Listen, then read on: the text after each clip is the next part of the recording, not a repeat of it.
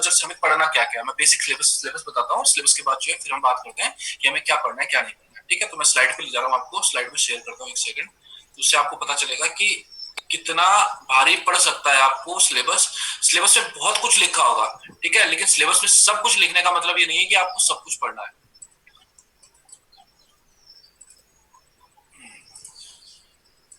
Culture,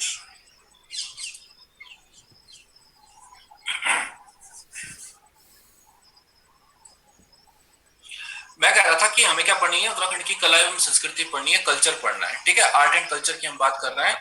और उत्तराखंड के जो सबसे ज्यादा क्वेश्चंस पूछे जाते हैं तो वो पूछे जाते हैं आर्ट एंड कल्चर से। हिस्ट्री से 3 से 4 क्वेश्चन पूछे जाते हैं, जबकि कल्चर से कम 15 से 18 क्वेश्चन जो है कल्चर से लेके चलो। कम से कम मेरे ख्याल से 15 से 18 क्या 20 लेके चलो, क्योंकि हम जो डिस्ट्रिक्ट भी पढ़ रहे हैं वो डिस्ट्रिक्ट कल्चर का ही पार्ट है एक तरह से। ठीक है ना, तो कल्चर आपका कितना इंपॉर्टेंट बनने वाला है आपके लिए और कितना आसान टॉपिक है ये आपको पता चल जाएगा इस स्लाइड से। देखो नेक्स्ट वाली जो स्लाइड ये, ठीक है, मैंने उत्तराखंड के आर्ट एंड कल्चर को जो है आपका क्लासिफाई किया है कुछ सेक्शंस में, और वो सेक्शंस हमें कैसे पढ़ना है क्या पढ़ना है, मैं बहुत सारे सेक्शंस बनाया मैंने, लेकिन मैं आपसे हर सेक्शन डिस्कस नहीं करूंगा इसमें। रीजन क्या है वो रीजन भी मैं साथ साथ बताता हुआ चलूंगा।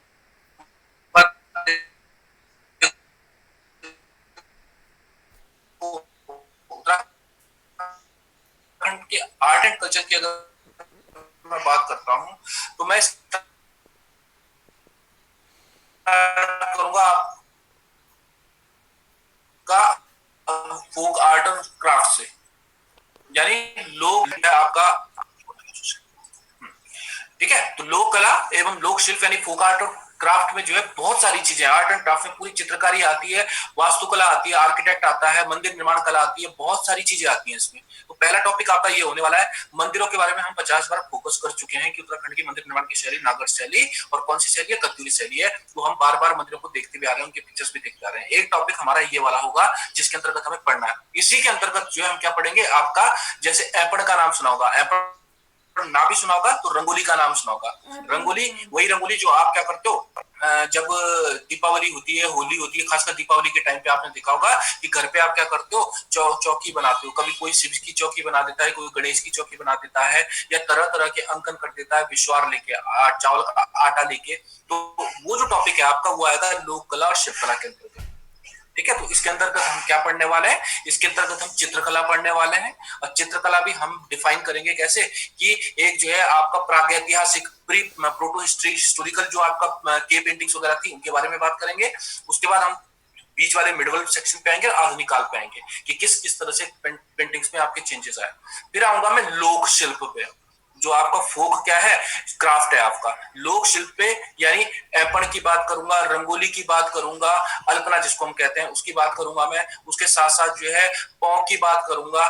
बहुत सारी चीजें आती हैं इसमें, ठीक है, उसमें दुग्ध धाराएं आती हैं कुछ, उनकी बात करूंगा। रंगोली पिछोड़ा का मैं बात करूंगा। ये टॉपिक आएगा पहले सेक्शन के अंतर्गत, एक लाइन में लिखा है लेकिन बहुत कुछ है करने के लिए, कम से कम दो से तीन टॉपिक, दो क्लासे लेगा ये। उसके बाद है लोक परंपराएं रीति रिवाज, जो ट्रेडिशन है हमारे, कस्टम है। ठीक है, अब ट्रेडिशन और कस्टम्स में हमारे पास क्या क्या है। जैसे पहला है आपका लोक वाद्य। लोक वाद्य का मतलब है जो म्यूजिकल इंस्ट्रूमेंट्स है आपके। ठीक है, लेकिन म्यूजिकल इंस्ट्रूमेंट्स वो नहीं कि आपने जो है कोई विदेश से जो है, जैसे आपने देहरादून में देखा होगा कि कई बार जो है होली दीपावली पे done done done done done done करते ढोल बजाता रहते हैं, वो कान फटता है उससे।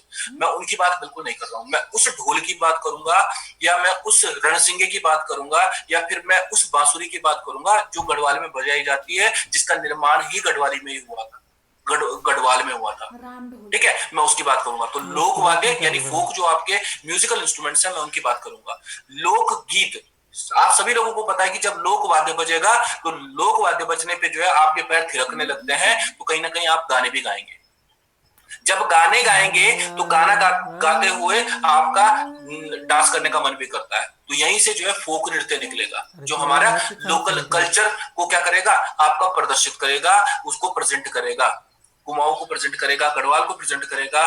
कुमाऊं और गढ़वाल के फिर अंदर घुसेंगे, गढ़वाल में हम जौनसारियों में जाएंगे, जौनपुरियों में जाएंगे, ठीक है, चमोली की तरफ हम भूटियाओं पे जाएंगे, ठीक है, पिथौरागढ़ की तरफ हम शौका और दारवा जैसे लोगों पे जाएंगे कि किस तरह तरह के डांस करते हैं और इन डांसों की जो है क्या अहमियत है और क्या इनकी विशेषताएं हैं, क्या इनकी प्रॉपर्टीज हैं, हम उनके बारे में बात करेंगे। लोक नाट्य, फोक ड्रामा, जैसे आपने देखा होगा लोक नाट्य, हम जैसे आप उसकी बात करते हो कि रामायण की, वो आपका क्या है, एक तरह से लोक नृत्य और लोक नाट्य भी है, ठीक है। आपका रणभूत हो गया, वो लोक नाट्य की श्रेणी में भी गिना जा सकता है, ठीक है। उसके अलावा आपके बहुत सारे ऐसे छोटे छोटे लोक नाट्य हैं, उत्तराखंड में ज्यादा तो नहीं है लेकिन उत्तराखंड में 5 से 6 लोक नाट्य आएंगे जिनके बारे में हम बात करेंगे। यानी यहाँ पे क्या होगा, नाटक होगा, ठीक है, पात्र बनेंगे अलग अलग, ठीक है, और वो पात्र जो है क्या करेंगे, एक नाटक को प्रदर्शित करेंगे। वो आपका माइम भी हो सकता है, माइम का मतलब होता है आपका मूक बधिर, ठीक है, जिसमें आप बोलोगे नहीं, केवल आपके एक्सप्रेशंस काम आएंगे आपके, ठीक है।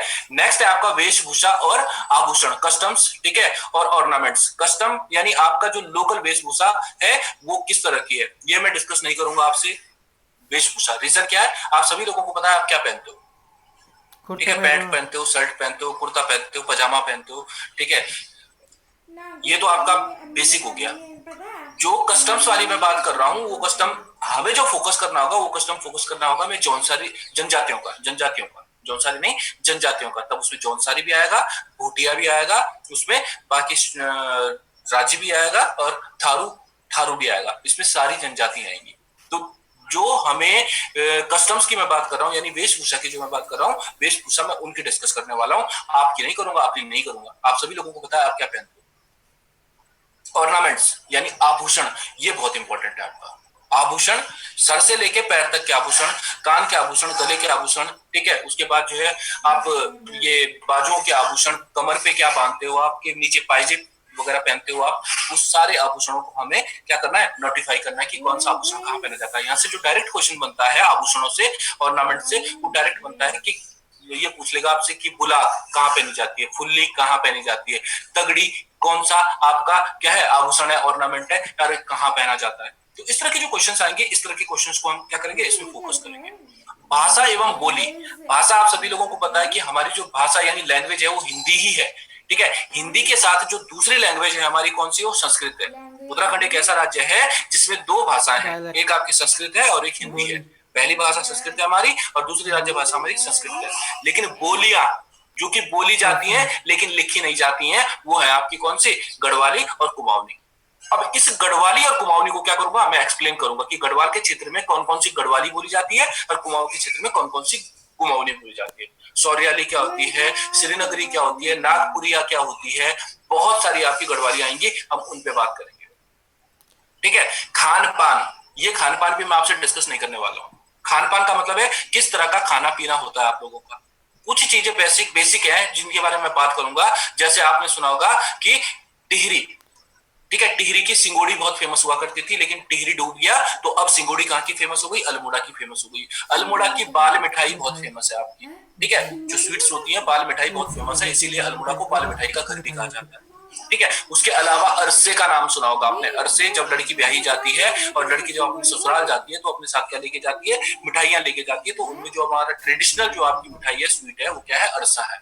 रोट वगैरह है, इनके बारे में बात करूंगा। ठेचवा की बात करूंगा, आलू का थिचवानी सबने खाया होगा आपने, ठीक है। कंडाली की जो साग होती है, कंडाली का जो कापली होती है, मैं उसकी बात करूंगा। सिंगूर की बात करूंगा मैं। तो यहाँ पे मैं खाने पे हल्की फुल्की कुछ चीजें आपको बताऊंगा, ज्यादा नहीं बताऊंगा, जो आपको थोड़ा सा अलग लगे। फाड़ा, फाड़ा सुना होगा आपने, ठीक है, फाड़ा क्या होता है उसके बारे में बात करेंगे। नेक्स्ट सेक्शन जो आपका महत्वपूर्ण सेक्शन है वो है आपका धार्मिक मान्यताएं। देखो, धार्मिक मान्यताओं में बहुत सारी चीजें हैं, ऊपर से भी बहुत सारी, लोकवादी भी हमारे धार्मिक मान्यताओं के अंतर्गत ही आते हैं। तो यहाँ पे क्या हो जाता है, मिक्स्ड हो जाता है। धार्मिक मान्यताओं के अंतर्गत हम बात करेंगे किसकी, मेले, ठीक है, कौथिक और थौल। मेला, मेले को हम जो है क्या कहते हैं, कौथिक भी कहते हैं, और थौल होता है एक दिन के लिए, कि हम नहीं कहते कि फलानी जगह एक थौल लगा हुआ, चलो भाई वहां चलते हैं। तो थौल आपका एक दिवसीय हो गया, मेला आपका थोड़ा सा एक्सटेंशन हो गया, वो थोड़ा बड़ा होता है। कौथिक तो आपको पता है, कौथिक ही होता है, बहुत बड़े क्षेत्र का होता है, ठीक है। पर्व और त्योहार, आपके कौन कौन से फेस्टिवल्स हैं, कौन कौन से फेयर्स हैं, हम इनके बारे में बात करेंगे। ये थोड़ा बड़ा टॉपिक है नीचे वाला, बाकी ये एक एक दिन के टॉपिक हैं सारे ऊपर वाले, ठीक है। इधर से उसके बाद है आपका लोक जात और आपकी क्या मान्यताएं। देखो धार्मिक मान्यताएं, लोक जात का मतलब है सीधी सी बात है जो सॉरी लोक जात होता है आपका पिलग्रिमेज। पिलग्रिमेज का मतलब है सीधी सी बात है जैसे जो लोक यात्राएं होती हैं जिनमें हम भगवान की डोलियों को जो है नदियों में स्नान कराते हैं और उसके बाद उनके गंतव्य जो आपके क्या है पवित्र स्थल है, होली प्लेसेस है, उन प्लेसेस की तरफ हम ले जाते हैं। ठीक है, तो लोक जात और लोक यात्राओं के तहत उत्तराखंड की 10 से 12 यात्राएं हैं जो हमें याद रखनी है। जैसे नंदा देवी राज जात अक्सर आपकी एग्जाम में पूछी जाती है, कितने पड़ाव होते हैं, 20 दिन में होती है, 240 मील की यात्रा है और 20 दिन के अंदर हमें 20 जगह रुकना पड़ता है रात को और अंततः जो है हमें क्या करना पड़ता है, होम कुंड में उस खाटू को छोड़ना पड़ता है, चौसिंगा खाटू को, भीड़ को छोड़ना पड़ता है, यात्रा खत्म हो जाती है। नंदा देवी यात्रा कहाँ से शुरू होती है, पहला पड़ाव कौन सा है, दूसरा पड़ाव कौन सा है, तीसरा कौन सा है, चौथा कौन सा है, इंपॉर्टेंट है। फिर वो कौन सा पड़ाव है जहां पे महिलाएं जो है जाती हैं लेकिन उसके बाद महिलाओं का जाना आपका मना हो जाता है, कौन सा ऐसा पड़ाव है जहां पर लाटू देवता की पूजा होती है, कौन सा ऐसा पड़ाव है जहां पर हमें जो है क्या मिलता है, जिसके पास हमें क्या मिलते हैं, कुछ जो है नरकंकाल मिलते हैं, स्केलेटन मिलते हैं, कौन सा ऐसा क्षेत्र है जहां पर जो है आपका क्या है पात्र नौचने, जहां पे पात्र नचाई गई थी, आपकी बेडनी जिनको हम कहते हैं, आइटम कल्स जिनको हम आज कहते हैं, वो नचाई गई थी और उसकी वजह से जो है वो शिलाओं में बदल दी गई थी। हम इसके बारे में बात करेंगे। कैलाश मानसरोवर की बात करेंगे। ठीक है, आपका उत्तर काशी की जो है आपकी कौन सी है, जो आपका वारुणी पंचकोशी यात्रा है मैं उसकी बात करूंगा, पवाली कांठा यात्रा की मैं बात करूंगा। ठीक है, बहुत सारी यात्राएं आएंगी, मैं उनके बारे में बात करूंगा। यह आपका एक टॉपिक है। उसके बाद जो नेक्स्ट स्लाइड है आपकी, नेक्स्ट स्लाइड में आपका सेंसस आता है, जनगणना आती है। जनगणना में सारी नहीं पढ़ाऊंगा आपको कि मैं जनगणना आपको जो है 1921 से शुरू करता हूँ, बिल्कुल नहीं। जनगणना के क्वेश्चन करंट ओरिएंटेड क्वेश्चन, तो जनगणना हम फोकस करेंगे कौन सी, 2011 की जो जनगणना है इसको पढ़ लेनी है। ठीक है, कि किस उत्तराखंड का कौन सा ऐसा जनपद है जिसकी सबसे ज्यादा जनसंख्या है, कौन सा जो है परसेंटेज के हिसाब से सबसे ऊपर है, किसमें बच्चों की जनसंख्या कम है, किसमें बच्चों की जनसंख्या ज्यादा है, किसमें नेगेटिव है, किसमें पॉजिटिव है। जातियां एवं जनजातियां, उत्तराखंड में कौन कौन सी कास्ट है और कौन कौन सी ट्राइब्स हैं। लिखते हैं हम जातियां और जनजातियां लेकिन डिस्कस हम केवल जनजातियां करते हैं। क्यों? क्योंकि अब मैं रतुड़ी और सोलियाल और बधानी और रावत और पवार और नेगी ये डिस्कस नहीं करूंगा कि कौन कौन सी जाति है। मैं केवल ट्राइब्स पर बात करूंगा। उत्तराखंड के टोटल 5 ट्राइब्स हैं जिनके बारे में हमें डिस्कशन करना है। सांस्कृतिक संस्थान जो आपके क्या है, कल्चरल जो इंस्टीट्यूट्स हैं उत्तराखंड में वो कौन कौन से हैं और कहाँ कहाँ पर हैं। अल्मोड़ा में खासकर ज्यादा है, उत्तरकाशी में, देहरादून में है। ठीक है, इसके अलावा 2-2-3 हर जगह ही है। वो इंस्टीट्यूट कौन कौन से हैं, कहाँ कहाँ है, जिसका डिस्क्रिप्शन मुझे बढ़ा के देना होगा, मैं उसका डिस्क्रिप्शन बढ़ा के दूंगा। उसके बाद चलचित्र यानी सिनेमा। सिनेमा में उत्तराखंड की पहली पिक्चर कौन सी थी, कुमाऊं की पहली पिक्चर कौन सी थी, उत्तराखंड की पहली पिक्चर का निर्देशक कौन था, पहला एक्टर कौन था वहां से। ठीक है, कौन सी ऐसी पिक्चर थी जो सबसे ज्यादा सक्सेसफुल हुई थी, घर जवाई का नाम सुना होगा आपने। ठीक है, तो इस तरह की जो आपकी चीजें आएंगी छोटी मोटी, कौन सा उत्तराखंड का लोक गायक है, ठीक है, जो बहुत ज्यादा प्रसिद्धि पा गया और आज भी जो है क्या करता है, कटाक्ष करता है राजनीति पे, हम उनके बारे में बात करेंगे यहाँ पे। खेल, कौन कौन से गेम्स हैं उत्तराखंड के, जैसे उत्तराखंड का जो आपका राज्य गेम है, आपका स्टेट का जो गेम है उसका नाम है आपका फुटबॉल। फुटबॉल फुटबॉल के साथ जो है थोड़ा बहुत हम बात करेंगे किसकी, जो टेनिस है आपका, टेनिस से क्योंकि 2-3 लड़के यहाँ से निकले हैं और कौन कौन से बंदे हैं जिनको यहाँ से जो है हमें क्या मिला है, अवार्ड्स मिले हैं, हम उनके बारे में बात करेंगे।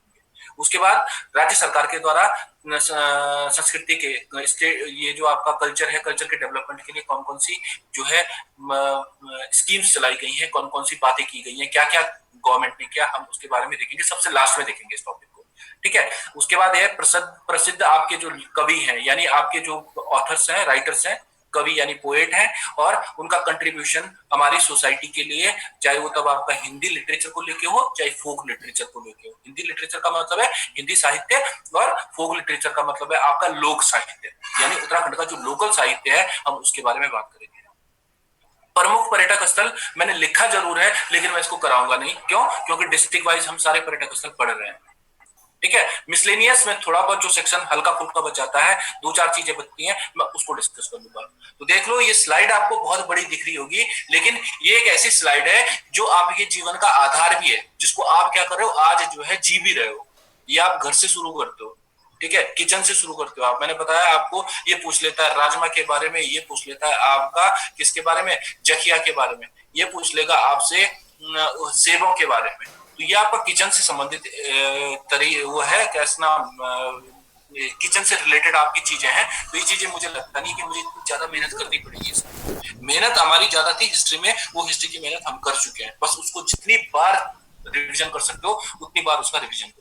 कदर पड़ा ठीक भाई है, अब तो तो हिस्ट्री। पहला लोक कला एवं शिल्पकला की अगर मैं बात करता हूँ, तो फोक आर्ट एंड क्राफ्ट वाला जो चैप्टर है मुझे वो डिस्कस करना है आप दोनों से पहले। ठीक है, तो पहला टॉपिक आज का जो है वो बेसिक टॉपिक है, वो एक ऐसा टॉपिक है जो आप लोगों ने पढ़ा हुआ है, तो वो टॉपिक मुझे लगता है कि मैं आप ही लोगों से पूछूंगा। सबसे पहले जी। कला एवं संस्कृति होती क्या है? देखो, कला एवं लोक संस्कृति की अगर मैं बात करता हूँ, सीधी सी बात है, आर्ट एंड कल्चर की मैं अगर बात करता हूँ, तो आर्ट एंड कल्चर मतलब कोई भी आपका क्षेत्र हो, कोई भी आपका एरिया हो, उसी एरिया की वजह से जो है उसके आर्ट एंड कल्चर को जाना जाता है।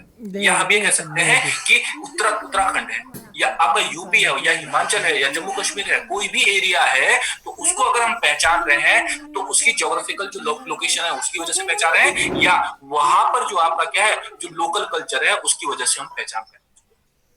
तो यानी हम मोटा मोटा कह सकते हैं कि जो संस्कृति होती है, जो कल्चर होता है, आर्ट एंड कल्चर होता है, उसकी अपनी क्या होती है, कुछ विशिष्ट सांस्कृतिक क्या होते हैं, तत्व होते हैं। अब वो विशिष्ट सांस्कृतिक तत्व क्या होते हैं, यानी आपका कल्चरल जो आपके क्या है एलिमेंट्स होते हैं, वो होते क्या है, वो एलिमेंट्स होते हैं आपके फोक डांस। ठीक है, यानी लोक वाद्य हो गया, लोक गीत हो गए, लोक नृत्य हो गए। ठीक है, उसके अलावा आपके पहनावा हो गया, लोगों की वेशभूषा हो गई। ठीक है, लोगों की यात्राएं हो गई, देवताओं के प्रति जो यात्राएं की जानी है वाले हैं उनकी बात कर रहे हैं। यानी प्रत्येक संस्कृति के अपने सांस्कृतिक मूलाधार होते हैं, सांस्कृतिक तत्व होते हैं, जिसके अंतर्गत ये सारी चीजें डिस्कस की जाती हैं, जो मैं पीछे आपको किसमें स्लाइड में दिखा चुका हूं। वो आपके तत्व हैं सांस्कृतिक। ठीक है, और वो उस एरिया के जो इंसान है उनके लिए आपका क्या रखते हैं, वैल्यू रखते हैं।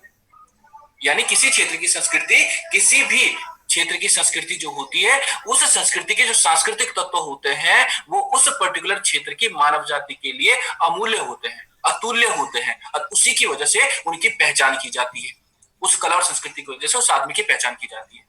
ठीक है, इसका मतलब हम ये कह सकते हैं कि हम लोगों का उस कला और संस्कृति के साथ, आर्ट और कल्चर के साथ क्या होता है, एक आपका रिलेशन होता है, जिस रिलेशन को तोड़ा नहीं जा सकता। मैं अपना गांव नहीं भूल पाता हूँ, रीजन क्या है, मैं वहां से जुड़ा हुआ हूँ। ठीक है, वहां पे हमने गढ़वाली बोली है, वहां पे हमने खेतों में हल लगाया है, वहां पे हमने नृत्य किया है, हमने वहां पे गाने गाए हैं, हमने अपने लोकल देवता को पूजा है। ठीक है, तो अटूट रिलेशन बन गया है हमारा। ठीक है, जो बच्चा जिस घर में पैदा होता है वो उस घर की उन चीजों को याद रखता है जो आपकी मतलब ये जिसको हम फोक कर रहे हैं, लोकल जो चीजें हैं उनको हमेशा याद रखता है। तो इसी कारण हम लोगों का जो है एक अटूट बंधन बन जाता है अपनी संस्कृति के प्रति, अपनी लोकल जो कल्चर होता है या आर्ट होती है उसके प्रति। तो अब आते हैं हम हिमालय पे, यानी उत्तराखंड हिमालय की अगर हम बात करते हैं या हिमालय पर्वत की बात करते हैं, तो हिमालय पर्वत एक पर्वत नहीं है केवल, इस हिमालय पर्वत से जुड़ी हुई बहुत सारी संस्कृतियां हैं। ठीक है, बहुत सारी संस्कृतियां हैं, और इस संस्कृति अगर जहां संस्कृति होगी तो वहां मानव भी होगा, वहां संस्कृति जहां संस्कृति होगी वहां मानव भी होगा। तो हिमालय पर्वत जो कि एक बहुत बड़ी श्रृंखला है, 2500 मीटर लगभग 2550 मीटर लगभग की श्रृंखला है भारत की अगर मैं बात करता हूं, तो उस श्रृंखला में प्राचीन काल से ही मानव सभ्यता की उत्पत्ति मानी जाती है। यानी इस हिमालय के क्षेत्र में प्राचीन काल से मानव रहता हुआ आ रहा था, ह्यूमन यहाँ पे रह रहे थे, इसके बेस पे रह रहे थे। तो जब रह रहे थे तो डेफिनेट है उनकी संस्कृति भी रहा होगा, उनका कल्चर भी रहा होगा, उसमें इंडियंस भी रहे होंगे। क्यों? क्योंकि हिमालय ऐसा नहीं है कि केवल उत्तराखंड में ही फैला हुआ है, भारत में फैला हुआ है। हिमालय की श्रृंखला तो नेपाल तक फैली हुई है, हिमालय की श्रृंखला तो तिब्बत तक फैली हुई है, हिमालय तो श्रृंखला तो आपकी चाइना तक फैली हुई है। दूसरा बोल रही है तो ऐसा नहीं है कि ये सर सभ्यता केवल जिसको भी भारत से होती है। रिलेटेड थी, ये सभ्यताएं इससे क्या बहुत है सारी इससे कंट्रीज से तो, रिलेटेड। तो मेरे को नहीं पता तेरे बारे में। ठीक है, तो हिमालय एक प्राकृतिक क्या है, आपका पर्वत श्रृंखला है जो हाँ बहुत हाँ। खूबसूरत होने के साथ, बहुत आपकी खूबसूरत होने के साथ बहुत सारी मानव सभ्यताओं को अपने पास संजो के रखा है जिसने। और इसी मानव सभ्यता में से एक सभ्यता थी भारतीय सभ्यता। और ये भारतीय सभ्यता हमें आज से नहीं दिख रही है, ये भारतीय सभ्यता हमें प्राचीन काल से दिख रही है। ठीक है, प्राचीन काल से कैसे दिख रही है अगर मैं बात करूं, तो आपने खुद देखा कि जब हमने इतिहास स्टार्ट किया था तो इतिहास के पार्ट में आपने स्टार्टिंग में खुद देखा था कि यहाँ पे जो है केव्स निकल रही हैं, यानी गुफाएं निकल रही हैं, जिनको हम उडियार कह रहे थे। इन उडियारों से हमें बहुत सारी चीजें देखने को मिल रही थी। ठीक है, उन इन उडियारों में हमें लाल कलर के चित्र मिले, काले कलर के चित्र मिले, बहुत सारी चीजें मिली। तो यानी डेफिनेट है कि ये हिमालय जो रहा होगा प्राचीन काल से मानव सभ्यता का केंद्र रहा होगा। मानव सभ्यता का केंद्र रहा होगा। अब इस मानव सभ्यता के केंद्र में धीरे धीरे मानव ने क्या किया, आपका आगे आगे प्रगति की, वो डेवलप होता गया और उस डेवलपमेंट का परिणाम आज देख रहे हो आप क्या हो रहा है। ठीक है, तो उस उत्तराखंड हिमालय की जड़ों को पकड़ना है हमने, और उस जड़ से जो कला और संस्कृति निकली, जो आर्ट एंड कल्चर निकला, उस आर्ट एंड कल्चर को हमें क्या करना है, यहां से निचोड़ना है। ठीक है, तो अब हम बात कर रहे हैं इस उत्तराखंड हिमालय की, और ये उत्तराखंड हिमालय आज से नहीं है, मैं पहले बता रहा हूं। ये उत्तराखंड हिमालय की जो संस्कृति आज से नहीं है, क्यों? क्योंकि आप हिस्ट्री में देख चुके हो, ये उत्तराखंड हिमालय आज से नहीं है, आप देख चुके हो पहले। क्यों? क्योंकि ये वो क्षेत्र है जहां पे गुरु द्रोणाचार्य आए थे, जिन्होंने कौरवों को पांडवों को जो है धनुर्विद्या की शिक्षा दी थी। ये वो प्लेस है जहां जो महाभारत कालीन है, आपने देखा होगा कि यहाँ पे महाभारत कालीन कई आपके प्लेसेस निकल के आते हैं उत्तराखंड। ठीक है, तो आज से नहीं है ये कलार संस्कृति, ये कलार संस्कृति हजारों वर्ष पुरानी संस्कृति है, जिसको जो है आपका हमने संजो के रखा है।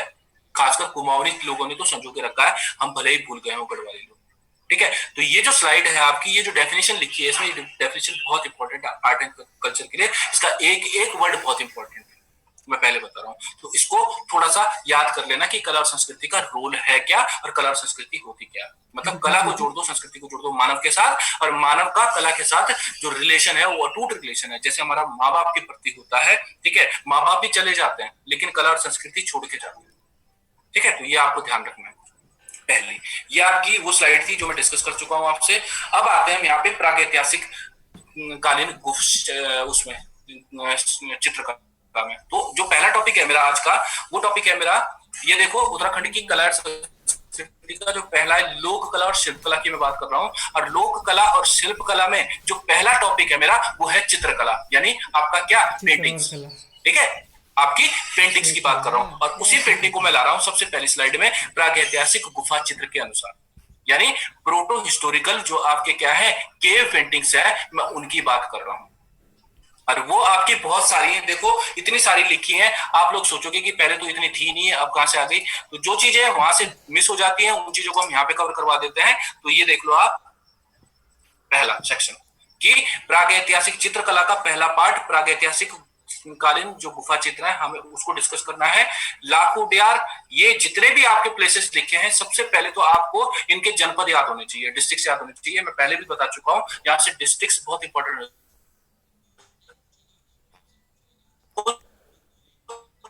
कुछ नहीं पूछेगा तो आपसे ये पूछ लेगा कि मंगोली, आपसे पूछेगा तो आपसे पूछ लेगा कि आपका गोरखा उडियार कहां पर है। तो ये छोटे छोटे क्वेश्चंस आते हैं, और हम लोग क्या कर देते हैं, इनमें गलतियां कर देते हैं, और हम लोग क्या हो जाते हैं, फेल हो जाते हैं। तो सबसे पहले ये जो आपके 2 और 2 4 2 6 7 2 14, लगभग 14 के आसपास से प्लेसेस हैं। इसके अलावा भी बहुत सारे हैं जो हम धीरे धीरे कवर करेंगे, वो डिस्ट्रिक्ट्स में भी कवर होंगे कुछ। ठीक है, तो ये आपको प्लेसेस याद रखने हैं।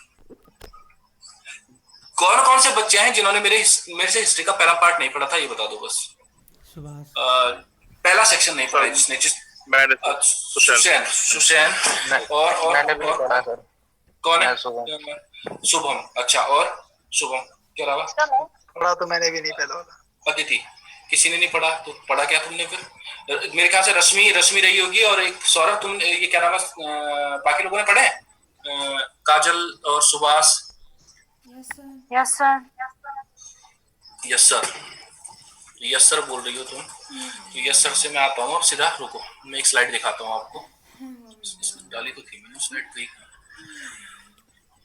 स्लाइड डिलीट हो गई मुझसे, एक सेकंड, मैं उसी स्लाइड पे आ रहा हूँ ताकि मैं वहीं से शुरू करूँ स्लाइड से। वेट करना, इस स्लाइड से किसी को दिक्कत है तो बताओ। जो अभी तक मैंने टॉपिक, अभी मैंने कुछ पढ़ाना नहीं शुरू किया, अभी मैंने केवल बेसिक इन्फॉर्मेशन दी आपको इसकी। ये मत सोचना कि मैंने पढ़ाना शुरू कर दिया, अभी कुछ नहीं पढ़ा हमने।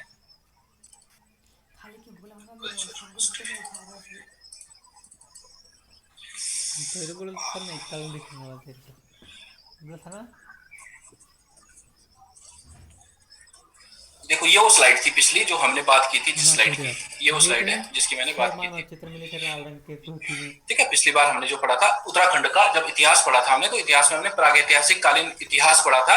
और प्रागैतिहासिक कालीन जो इतिहास था, यानी प्रोटो हिस्टोरिकल जो पीरियड था, प्रोटो हिस्ट्री थी जो हमारी, उसमें हमने ये सेक्शन पढ़ा था। प्रोटो का मतलब होता है प्राचीन पाषाण कालीन, प्रागैतिहासिक काल का मतलब है वो काल जिसमें हम क्या करते हैं, पत्थर के एलिमेंट्स होते हैं, यानी पत्थर के जो हथियार होते हैं, हम उनकी बात करते हैं। हम उस सभ्यता की बात करते हैं जिसमें आदमी का कोई डेवलपमेंट नहीं हुआ था, यानी आदमी केवल क्या रह रहा था, गुफाओं में रह रहा था, कंदराओं में रह रहा था, केव्स में रह रहा था, और अपना जीवन ऐसे ही जो है मांस खा के, शिकार करके क्या कर रहा था, निर्वाह कर रहा था, जी रहा था। तो उसी सेक्शन की मैं बात कर रहा था, और उसी सेक्शन में जो पहली स्लाइड निकल के आती है वो आपकी स्लाइड निकल के आती है, ये वाली अल्मोड़ा वाली। ठीक है, तो इसी स्लाइड से मैं आपका शुरू करूंगा। मैं चित्र केवल आपको एक ही दिखाऊंगा, क्योंकि मैं अभी मेरे पास ज्यादा चित्र अवेलेबल नहीं है इसके, तो मैं इसको पेस्ट कर रहा हूँ यहाँ पे आपका चित्रकला पे, और उसके बाद हम शुरू करेंगे इसको।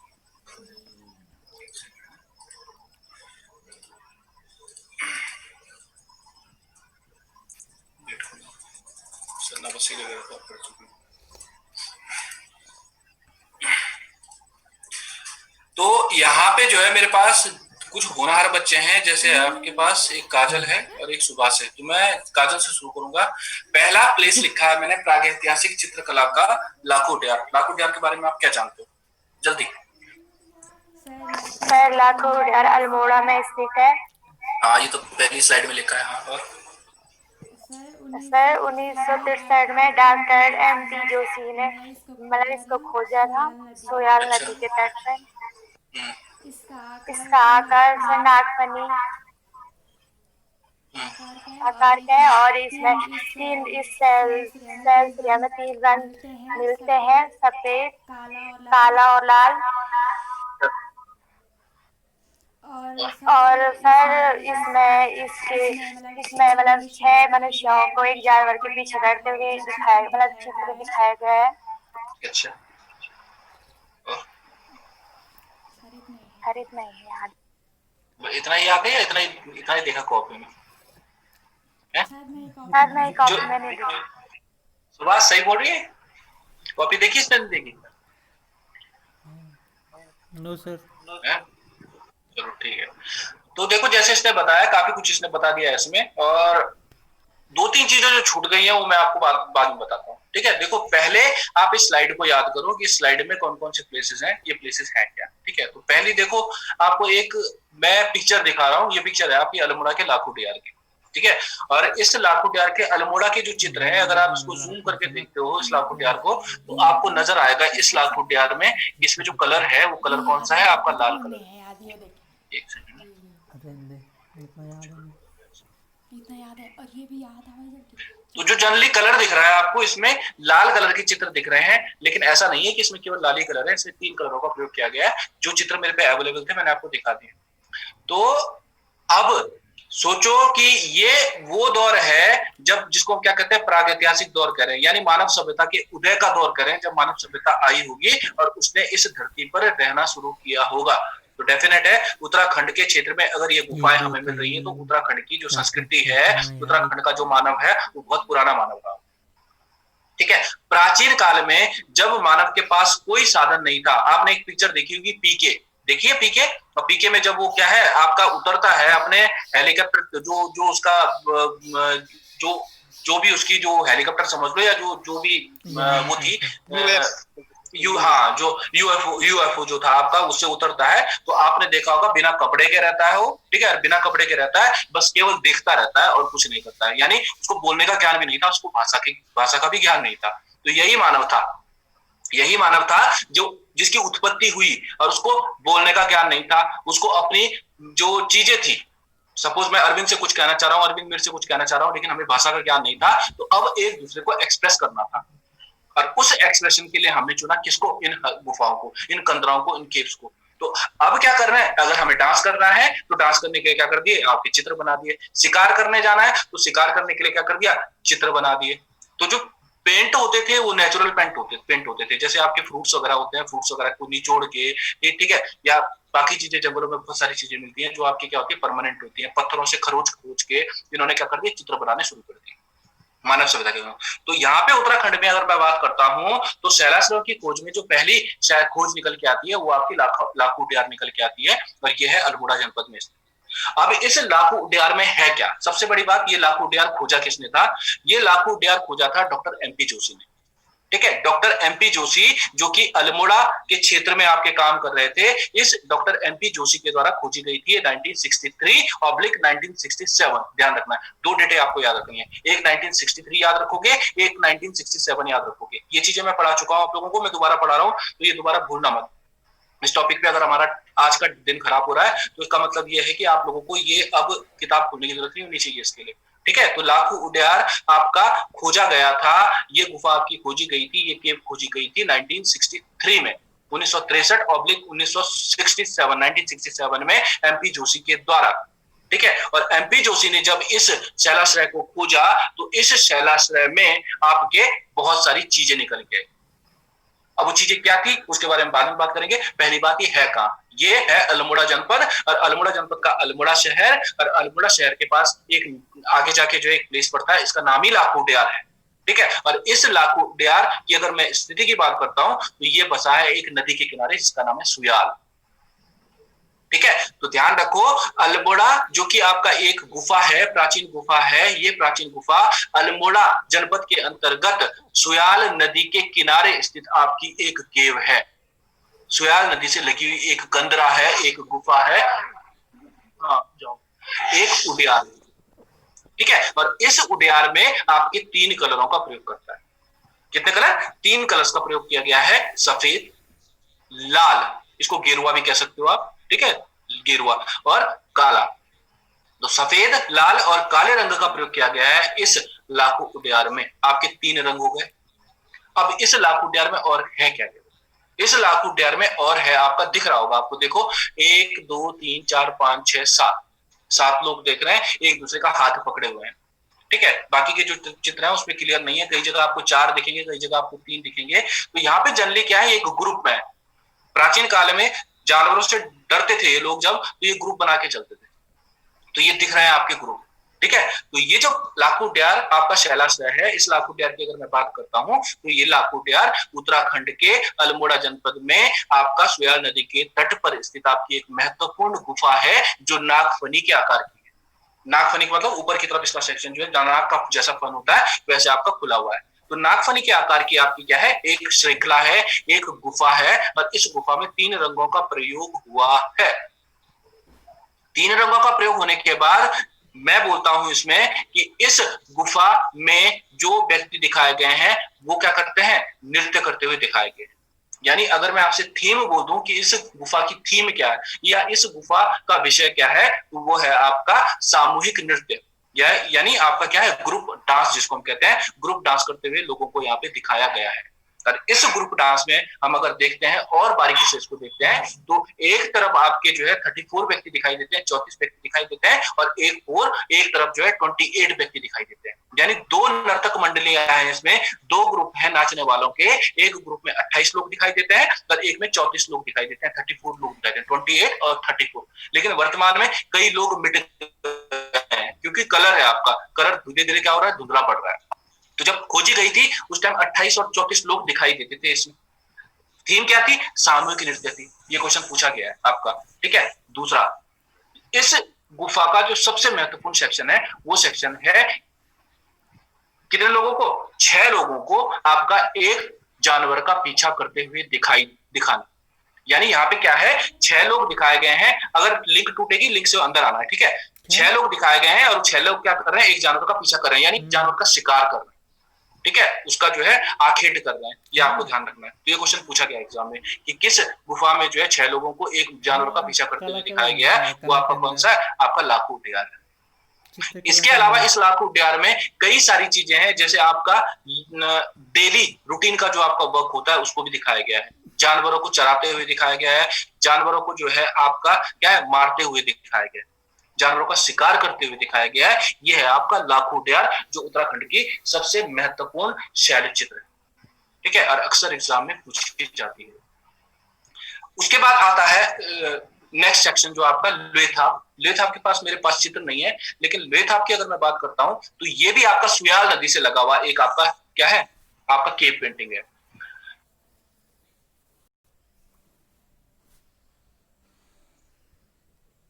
लोथाप अगर आप एग्जाम की तैयारी कर रहे हो और एग्जाम की तैयारी कर रहे हो तो एग्जाम में आपको ये भी ध्यान रखना है कि लोहे का मतलब क्या होता है। लोहे का मतलब होता है खून, ब्लड। ठीक है, कुमाऊनी भाषा में अब हम तो क्या कहते हैं, खून खून कहते हैं, लेकिन कुमाऊं में अगर जाते हो तो कुमाऊं में क्या कहते हैं, लोहे कहते हैं। लोहे निकलेगी, खून निकलेगी। ठीक है, तो लोहे का मतलब होता है खून। डेफिनेट है, इसका अगर नाम लोहे है तो इसका मतलब है कि इसका जो कलर होने वाला है वो भी कैसा कैसा होने वाला है, चटक लाल होने वाला है, जैसे आपका खून का रंग। तो अल्मोड़ा के अंतर्गत जो आपकी नेक्स्ट गुफा आ रही है वो गुफा भी आपकी लोहेथाप है। और लोहेथाप भी आपका सोयाल नदी से लगी हुई एक महत्वपूर्ण गुफा है। और इस गुफा की अगर मैं बात करता हूँ, इस लाखों प्यार की अगर मैं बात करता हूँ, तो इस लाखों प्यार का जो कलर है चटक लाल रंग का है। और इसकी जो थीम है वो थीम भी क्या है इसकी, वही सामूहिक नृत्य है, यानी हाथों में हाथ डालकर नृत्य करते हुए दिखाया गया है। ठीक है, लोहेथाप में लोगों को हाथों में हाथ डालकर नृत्य करते हुए दिखाया गया है। बाकी इसके बारे में कुछ आपको नहीं ध्यान रखना है लाखों प्यार के बारे में, सॉरी लोहेथाप के बारे में। अगर लोहेथाप के बाद अगर मैं आता हूँ तो वो आता हूँ मैं खड़का नौला पे। और खड़का नौला के बारे में बताएगी मेरे को रश्मि। रश्मि क्या जानती हो खड़का नौला के बारे में? रश्मि सर, जो खड़का नाला है उसकी खोज ना 1985 में यशोधर मठपाल ने की थी। बिल्कुल। और ये नागफनी के आकार का है। अल्मोड़ा की जो भी, जैसे बिल्कुल काश से नागफनी के आकार की, अल्मोड़ा की जो अधिकांश गुफाएं हैं वो नागफनी के आकार की होती है, निकलती हैं। देखो, और अल्मोड़ा की क्या ज्यादातर गुफाएं नागफनी के आकार की होती है। क्यों? क्योंकि गुफाओं को, कई गुफाएं ऐसी है जो पहले से निर्मित थी और कई गुफाएं ऐसी थी जो आप लोगों के द्वारा बनाई गई। तो जब उनको काटा जाता था पहाड़ों को, तो एक सेक्शन उसका ऑलरेडी बाहर निकल जाता है। जब अंदर से आप खोखला करोगे किसी चीज को, साइड साइड से काटोगे तो वो बाहर की तरफ निकलेगी, ताकि पानी का स्लोप जो है बाहर की तरफ रहे और ये अंदर भीगने से बच जाए, बारिश वगैरह से, तूफान वगैरह से बच जाए। ठीक है, तो अब जो आपकी नेक्स्ट गुफा आ रही है वो फड़का नौला की आ रही है। फड़का नौला आपका अल्मोड़ा के क्षेत्र, नौली भी कहते हैं इसको, फड़का नौली, ये भी आपका एक बहुत महत्वपूर्ण गुफा है। 1985 में, 1985 में इसको खोजा था डॉक्टर यशोधर मठपाल ने। इसने खोजा था डॉक्टर यशोधर मठपाल ने खोजा था इस शैल गुफा को। और इस यशोधर मठपाल के द्वारा खोजी गई इस गुफा की जो थीम है वो थीम भी लगभग लगभग मैच करती है बाकी की दो थीमों से, जैसे कि आपका लाखों प्यार और प्रेम। यानी यहाँ पे भी जानवरों का पीछा करते हुए दिखाया गया है, आपका जो डेली रूटीन के वर्क है उनको करते हुए दिखाया गया है। बहुत इंपॉर्टेंट नहीं है, इसकी डिटेल को कभी नहीं पूछेगा। क्यों? क्योंकि ये गुफाएं है जो पूरी तरह से समाप्त होने के कगार पर है। जो आपकी क्लियर दिख रही है वो आपकी दो दिख रही है। ठीक है, तो फड़का नौला 1985 में खोजी थी, डॉक्टर यशोधर मठपाल ने खोजी थी और अल्मोड़ा के क्षेत्र में ही खोजी थी। पर ये एक ऐसी गुफा है जिसमें फिर वही चीजें निकल के आती है जो बाकी गुफाओं में निकल के आती है। ठीक है, नेक्स्ट है पेटशाला। पेटशाला को किसने खोजा था? डॉक्टर यशोधर मठपाल ने ही खोजा था। और कब खोजा था? 1985 89 में खोजा था। तो डॉक्टर यशोधर मठपाल की एक और खोज निकल के आती है आपकी पेटशाला। अल्मोड़ा का ही आपका ये क्षेत्र है और इस अल्मोड़ा के क्षेत्र में ये पेटशाला है। इस पेटशाला से भी आपका वही चीजें मिलती हैं जो हमें कहां से मिलती है, अल्मोड़ा के बाकी क्षेत्रों से मिलती है। बहुत ज्यादा डिटेल में नहीं जाना है इसकी। ठीक है, तो पेटशाला अल्मोड़ा का आपका एक और सेक्शन हो गया। डॉक्टर यशोधर मठपाल की खोज हो गई 1985 में, खोजी गई 1989 में खोजी गई। एक 1985 में खोजी गई और एक 1989 में खोजी गई। इसकी डेट पूछी जाती है तो इसका नाम पूछा जाता है कि किसने खोजा था। कसार देवी। कसार देवी के बारे में अरविंद आप बताओ, क्या जानते हो? क्वेश्चन पूछा गया एग्जाम में, बताओ अरविंद।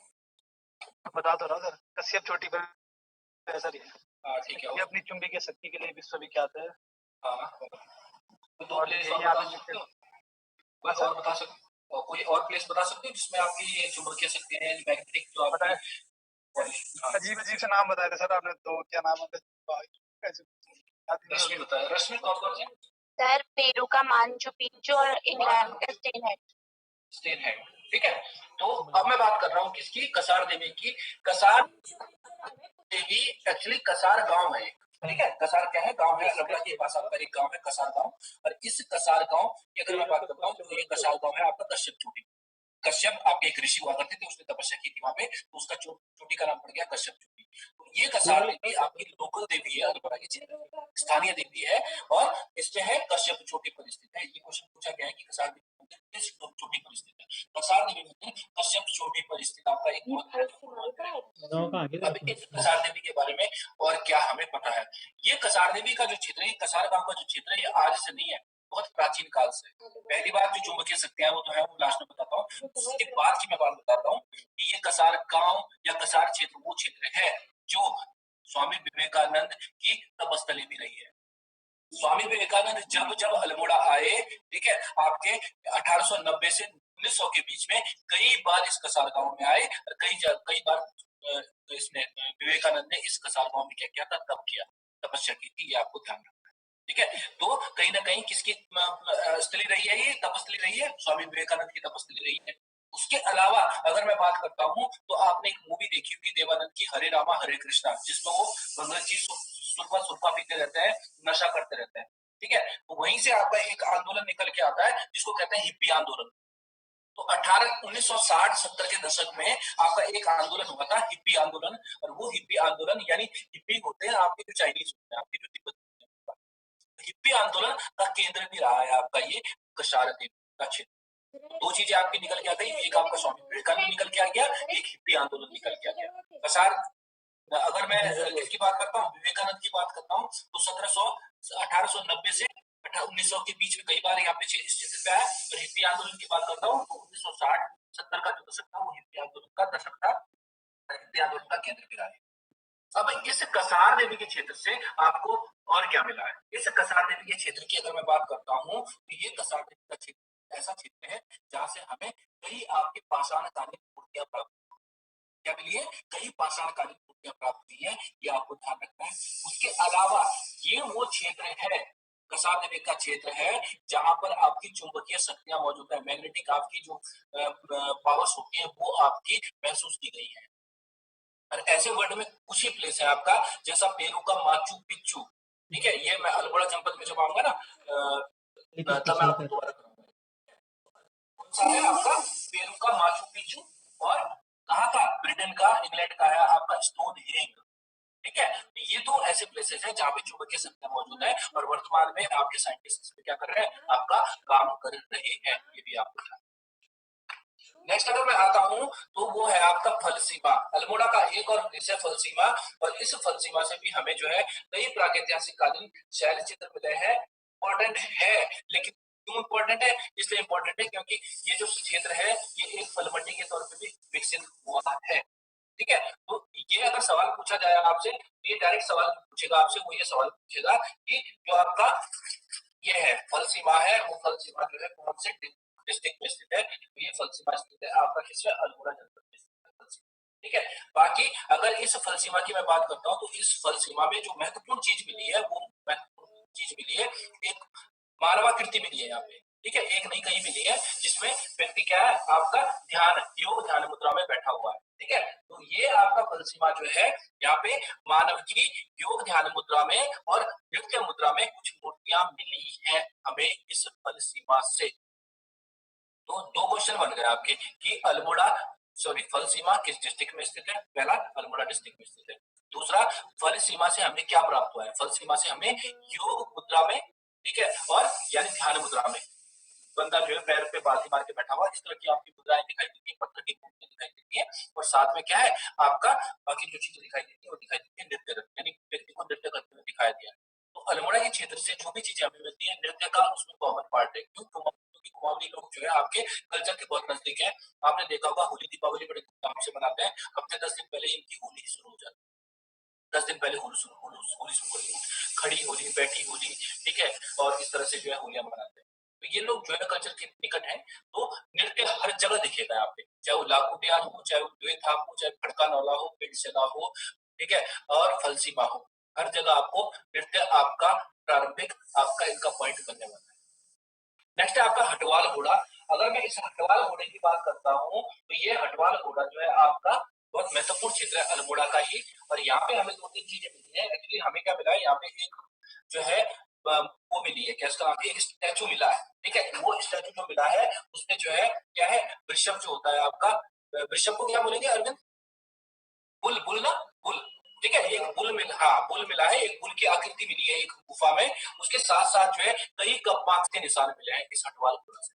ठीक है, तो दो दो लाइनों के आंसर है इनके और कुछ नहीं है। जो हटवाल घोड़ा है, देखो घोड़े से ही आपको ध्यान रखना है, घोड़े के साथ जो है आपका एक बुल ले आओ, यानी आपका क्या ले आओ, वृषभ ले आओ। तो यानी हटवाल घोड़ा से हमें क्या मिला, एक पुल मिला है, यानी एक पुल की आकृति मिली है, और उस आकृति के साथ साथ हमें कप मार्क्स के निशान भी मिले हैं, और एक चीज और मिली है, यहाँ पे हमें एक सींगों का मुखौटा भी मिला है। सींग होता है ना, सींगों का बना हुआ एक मुखौटा भी मिला है इस क्षेत्र से हमें हटवाल घोड़े। ये है आपका अल्मोड़ा जनपद का एक और महत्वपूर्ण हटवाल घोड़ा, जहां से हमें 3 चीजें मिल रही हैं। एक हमें क्या मिल रहा है, कप मार्क्स के निशान मिल रहे हैं, दूसरा हमें वृषभ का क्या मिल रहा है, एक स्टैचू मिल रहा है, और उसके साथ साथ क्या मिल रहा है, हमें जो है एक सींगों का बना हुआ आपका मुकुट मिल रहा है। ठीक है, तो ये आपका हटवाल घोड़ा अल्मोड़ा डिस्ट्रिक्ट बहुत इंपॉर्टेंट है। ऊपर आते हैं हम देवीधुरा चंपावत। इस देवीधुरा चंपावत की अगर मैं बात करता हूँ, तो देवीधुरा चंपावत भी आपका एक प्रागैतिहासिक कालीन स्थल है, और इस प्रागैतिहासिक कालीन स्थल से हमें बहुत सारी चीजें मिली है। ये देवीधुरा एक्चुअली इसलिए इंपॉर्टेंट नहीं है कि यहाँ से हमें प्रागैतिहासिक कालीन गुफा मिली, गुफा चित्र मिले हैं, यहाँ से हमें कई चीजें मिली है जो हमारे कल्चर को संजो के रखती है। कल्चर में हमने देवीधुरा को दोबारा पढ़ना है। रीजन कि जो ये देवीधुरा था, इस देवीधुरा में आप सभी लोगों को पता होगा कि एक मेला मनाया जाता है जिसको बग्वाल का मेला कहते हैं। रक्षाबंधन के ही दिन होता है, अभी रक्षाबंधन कुछ दिन पहले ही निकला है। ठीक है, उस रक्षाबंधन के दिन होता है जहाँ पे 4 जातियां, 4 खामे क्या करते हैं, एक दूसरे को पत्थर मारने का काम करते हैं। ये मैं डिस्कस करूंगा आपके आगे से। तो देवीधुरा भी आपका एक बहुत महत्वपूर्ण स्थल है, ये मैं डिस्कस करूंगा आगे। ठीक है, इससे परेशान मत होना कि मैंने बताया नहीं। अगर इस देवीधुरा से देखा जाए तो हेनवुड ने क्या पूछे थे, आपके ग्रेवयार्ड्स पूछे थे उस दौर के। ये भी आपका महत्वपूर्ण है, ये मैं पीछे बता चुका हूँ आपको।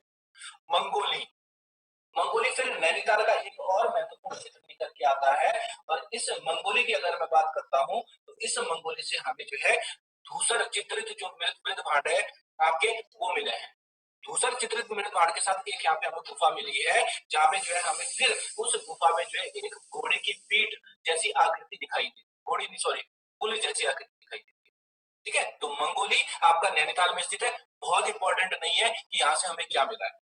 ठीक है, बस ये ध्यान रखना, ये जनपद कौन सा है आपका, नैनीताल जनपद। डिटेल नहीं बतानी है, केवल अगर 2 लाइनों में लिखना चाहो तो ये कह सकते हो कि हमें एक यहाँ से गुफा मिली है, और उस गुफा में कुछ चित्र मिले हैं, और उस चित्र में आप उस गुफा में जो चित्र बने हैं उसमें जो एक वृषभ यानी पुल होता है, उस पुल की पीठ को दिखाया गया है, लेकिन पूरी तरह से क्या हो चुका है, धुंधला पड़ चुका है, इसीलिए हमें किताबों में नहीं दिखाई देता है। ठीक है, गोरखा उड्यार, गोरखा उड्यार के हमारे पास 2-3 बच्चे होंगे यहाँ पे। सुभाष आप बताओ गोरखा उड्यार के बारे में क्या था।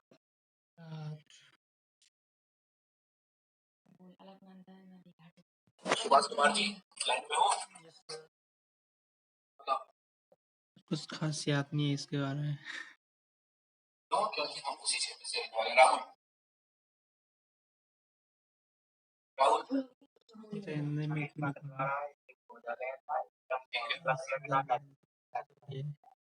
चालकुंडा नदी के तट पर स्थित है गोरखा उड्यार। गाँव कौन सा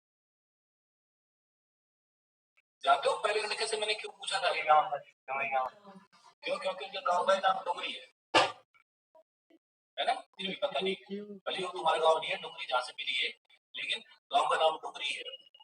हाँ, और क्या जानते हो? ठीक है, तो मैं नहीं बताता इस बारे में। प्रदेश की सबसे सर्वोत्तम मनुष्यों का दिखाया गया है, बकरी नुमा, जैसे गोट होती है वैसे दिखाई गया। ठीक है, देखो सब कुछ बता दिया इसने। अगर मैं इस गोरखा उड्यार की बात करता हूँ, तो गोरखा उड्यार यानी चमोली। ठीक है, और चमोली को ऐसे याद रखो कि चमोली में गोरखे ज्यादा रहते हैं। गोरखे कैसे, मतलब जो गोटिया लोग रहते हैं उसी से याद रखो। ठीक है, तो गोरखा उड्यार, गोरखा मतलब होता है गोरखे, और उड्यार का मतलब होता है गुफा यानी केव। यानी डेफिनेट है कि अगर इसका नाम गोरखा उड्यार रखा गया है, तो ये वो प्लेस रहा होगा जहाँ पे गोरखे लूटपाट करते थे गोरखानी के टाइम पे, और अपने अस्त्र शस्त्र और धन वगैरह पैसा वगैरह छिपाया करते थे इस क्षेत्र, हथियार वगैरह छुपाया करते थे, आभूषण वगैरह छुपाया करते थे। ये कहना है डॉक्टर यशोधर भट्टपाल का कि ये वो क्षेत्र था जिस क्षेत्र में गोरखे लूटपाट का सामान क्या करते थे, आपका रॉबरी का सामान क्या करते थे, छिपा देते थे। तो ये आपका जो गोरखा उड्यार है, ये गोरखा उड्यार चमोली जनपद में स्थित है। पहली बात, चमोली जनपद के अंतर्गत एक नदी आती है जिसका नाम है अलकनंदा नदी, आप सभी लोगों को पता है। और इस अलकनंदा नदी घाटी में एक गांव है जिसका नाम है डुंगरी गांव। क्या नाम है? डुंगरी गांव। आपको लग रहा होगा मैं इसकी डिटेल नहीं दे रहा हूँ, आपको डिटेल न देने के पीछे रीजन है। ठीक है, क्यों? क्योंकि मेरे पास जो स्लाइड्स हैं वो स्लाइड्स मेरी जो है करप्ट हो गई हैं, तो वो मैं आपको दिखा नहीं पा रहा हूँ। पिछली बार मैंने शायद आप सभी लोगों को उसका मैटर दिया भी था और दिखाया भी था, तो इसका मैं मैटर आपको जो है आज तैयार करके मैं शाम तक जो है इसको भेज दूंगा। ठीक है, दोबारा से। वैसे जो इतिहास वाला सेक्शन है उसमें मैं ऑलरेडी भेज चुका हूँ, तो वो वाली स्लाइड तो मैं भेजनी है आपको, जो मैं कॉपी वाली है। ठीक है, तो ग्वारखा उद्यान चमोली जनपद का एक महत्वपूर्ण आपकी गुफा है। कौन सी नदी घाटी से रिलेटेड है? अलकनंदा नदी घाटी से रिलेटेड है। दूसरी बात, ये जो ग्वारखा उद्यान है, इस ग्वारखा उद्यान में एक जो ये सॉरी ग्वारखा उद्यान जो है ये आपका अलकनंदा नदी घाटी से लगा हुआ एक गांव है जिसका नाम है डुमरी गांव। उस डुमरी गांव पे स्थित है आपकी ये गुफा। और इस गुफा की जो सबसे खूबसूरती है वो खूबसूरती है इसका कलर। ठीक है, इसमें जो है कलर का प्रयोग किया गया है। कौन सा कलर था भाई इसमें? लाल था ना? सर रस, रस में लाल कलर यूज किया गया है। और डॉक्टर राकेश शर्मा आपके एक व्यक्ति हुआ करते थे, राकेश शर्मा ने ये खोजी थी आपकी। और इस राकेश शर्मा के अनुसार और बाकी लोगों के अनुसार ये जो है उत्तराखंड की आज तक की खोजी गई सबसे सुंदर गुफा है। क्यों? क्योंकि इसमें कलर्स का जो चित्र है वो बड़ा क्लियर हुआ है। इसमें जो इंसानों का चित्र है वो बड़ा क्लियर हुआ है। जो इंसान और जानवर बिल्कुल अलग अलग दिखाई पड़ते हैं, जबकि बाकियों में ऐसी क्लियरिटी नहीं है। ग्वारखा उद्यान जो कि चमोली जनपद के डुंगरी गांव में अलकनंदा नदी घाटी से लगी हुई एक गुफा है। इस गुफा को खोजा था राकेश शर्मा ने। जिसने खोजा था? राकेश शर्मा ने खोजा था। Sorry, but I am so sorry, हाँ बट राकेश भट्ट ने खोजा था। और राकेश भट्ट ने जो इस गुफा को खोजा इसका कलर था आपका लाल। राकेश भट्ट ने खोजा था, लाल कलर था। और लाल कलर का ये शैलाश्रय उत्तराखंड की सर्वोत्तम कीर्ति मानी जाती है। उत्तराखंड की सर्वोत्तम कीर्ति मानी जाती है। इस लाल रंग के शैलाश्रय में अगर मैं बात करता हूं तो कितने मानव दिखाई देते हैं? कितनी चित्र दिखाई देते हैं? 41 चित्र दिखाई देते हैं लगभग। कितने? 41 चित्र दिखाई देते हैं लगभग, जिनमें से जो है इनको अगर हम बांटने की बात करते हैं तो ये बांटे गए हैं 30, 8 और 3 में। 38 प्लस 3 यानी 30 ऐसे लोग हैं जिनमें हम कहते हैं मानव है। 8 ऐसे लोग हैं जिनको हम क्या कहते हैं? 8 ऐसे लोग हैं जिनको हम क्या कह रहे हैं? जिनको हम जानवर कह रहे हैं। और 3 ऐसे हैं जिनको हम क्या कह रहे हैं? मानव कह रहे हैं। यानी हमें अभी पता नहीं चल पा रहा है कि मेल है फीमेल है। तो इस पे आप नहीं जाओगे, ये मैंने आपको केवल वर्बल बताया, इसको वर्बल ही रखना है। तो यहाँ पे जो टोटल आपकी आकृतियां मिली है वो कितनी मिली है? 41 मिली है। और ये जो 41 आकृतियां हैं, इन आकृतियों को अगर मैं बात करूं तो इनको दिखाया है त्रिशूल की आकृति। ठीक है, शिव का जो त्रिशूल होता है उस आकृति में इनको दिखाया गया है। साथ साथ में आपका जो जानवर है, इन जानवरों को जैसे बकरी होती है, बकरी को आकृति का बनाया गया है। कलर कौन सा है? लाल है। तो ये आपकी एक बहुत महत्वपूर्ण गुफा है जो उत्तराखंड की सबसे खूबसूरत गुफा है। गुफाओं में सर्वोत्तम कीर्ति किसको संज्ञा दी जाती है? डॉक्टर राकेश भट्ट के द्वारा खोजी गई थी। अलकनंदा नदी के तट से लगी हुई है डुंगरी गांव में। नेक्स्ट आते हैं हम किस पे? किमिनी गांव पे।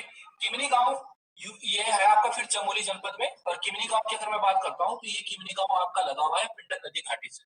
इससे पिंडर से यानी कर्णप्रयाग वाला जो रूट है, कर्णप्रयाग से जब आप ऊपर की तरफ जाते हो उस रूट पे आपका स्थित है, गौतम वाला जो रूट है उस पर स्थित है आपका ये गांव किमिनी गांव। और इस किमिनी गांव में जो कलर यूज हुए हैं, जिस गुफा जो गुफा मिली है उस गुफा में जो कलर यूज हुए हैं वो है सफेद कलर, व्हाइट कलर। ठीक है, तो सफेद कलर का जो ये शैलाश्रय है इसमें पशुओं की आकृतियां बनाई गई हैं, मानवों की आकृतियां बनाई गई है। और आकृतियां कैसी हैं? जैसी आपकी इसमें ग्वारखा उद्यान में है। तो ये कुछ महत्वपूर्ण प्लेसेस हैं जिनका आपको ध्यान रखना है। यहाँ से जो सवाल पूछा जा सकता है किमिनी गांव से, वो पूछा जा सकता है कि कौन सी आपकी नदी घाटी है। किमिनी गांव आपकी पिंडर नदी घाटी से लगी आपकी गुफा है। ठीक है, तो किमिनी गांव में है इसलिए किमिनी की उद्यान कहते हैं, किमिनी की गुफा कहते हैं। ठीक है, सफेद कलर का प्रयोग हुआ है किमिनी में। और जनरली जो है इसमें पशुओं को शिकार करते हुए दिखाया गया है, पशुओं की आकृति को दिखाया गया है। ठीक है, और कलर कौन सा है? सफेद। का कुछ नहीं है इसमें। दो आपकी तीन आपकी अलग दिख रही है आपकी। एक है हुडली उत्तरकाशी। हुडली उत्तरकाशी की अगर मैं बात करता हूँ तो हुडली उत्तरकाशी आपका चमोली में सॉरी उत्तरकाशी में स्थित है। और उत्तरकाशी में अगर स्थित है तो उत्तरकाशी का हमारे पास एक लड़का है जिसका नाम है आपका अरविंद। अरविंद को इतना कौन सी नदी से लेंगे?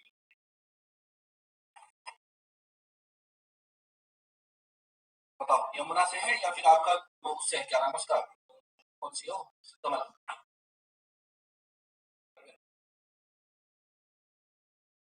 बताओगे? जिसने पढ़ा हुआ है वही बता दे, किसी को यमुना से लगा हुआ है। हाँ, यमुना से लगा हुआ है। ऑप्शन में आपका इसमें कौन सा आता है? कमल घाट भी आता है। कमल आपका पुरुला है। ठीक है, तो यहाँ पे हुडली की अगर मैं बात करता हूँ तो उत्तरकाशी डिस्ट्रिक्ट के अंतर्गत आपकी यमुना नदी आती है। यमुना नदी से लगा हुआ आपका, इसको पूछ रहा अरे तुम भी अरबी देखी तो था यार, चलो कोई बात नहीं। हाँ अच्छा, मेरे नेटवर्क नहीं आ रहा ना सर, जो आपका अच्छा अच्छा प्रोला है वो कमल नदी है और हाँ ये जो हुडली है यमुना नदी में, जो सही करो ठीक है। तो हुडली की अगर मैं बात कर रहा हूँ तो हुडली आपका यमुना नदी घाटी से लगा हुआ एक बहुत महत्वपूर्ण प्लेस है, गुफा है ये के। और इस गुफा में जो है आपका फिर वही मानव का जो रेगुलर आपका रूटीन है उस रूटीन को दिखाया गया है, यानी जानवरों को दिखाया गया है ठीक है।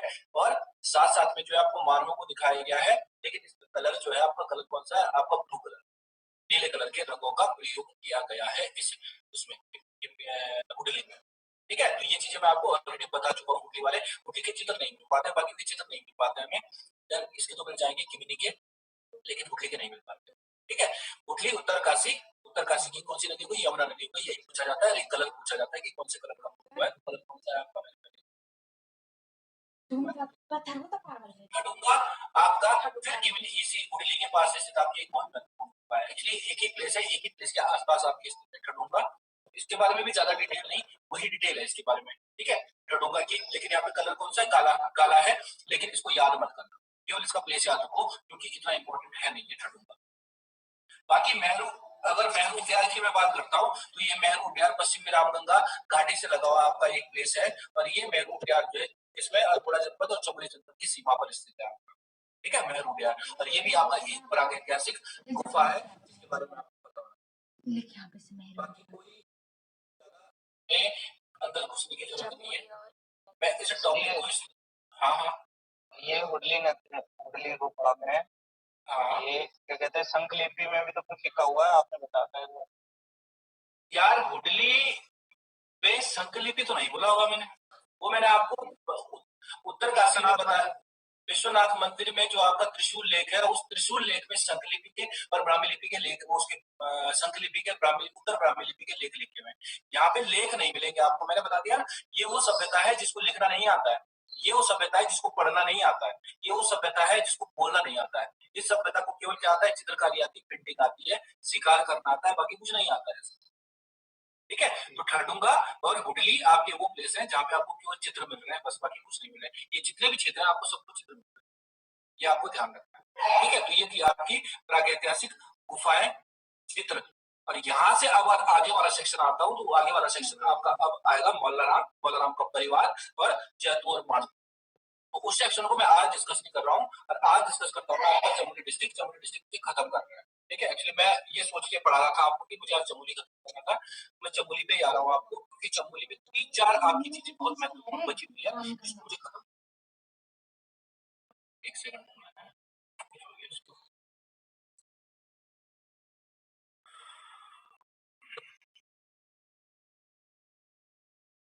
मंडे से आपको खूब मजा आएगा पढ़ने में कल्चर में, लेकिन कल्चर में बस थोड़ा सा जो है आपको अपने घर के अंदर घुसना पड़ेगा, और कोशिश करना कि इसमें अपने घर वालों को भी इन्वॉल्व करो। घर वालों से पूछने की कोशिश करना कि मम्मी ऐसा होता है, दादी ऐसा होता है, जिसमें घर की दादी नानी है ज्यादा अच्छा मेरे पास पुराने। अरविंद कहाँ तक गए थे उस दिन चमोली में?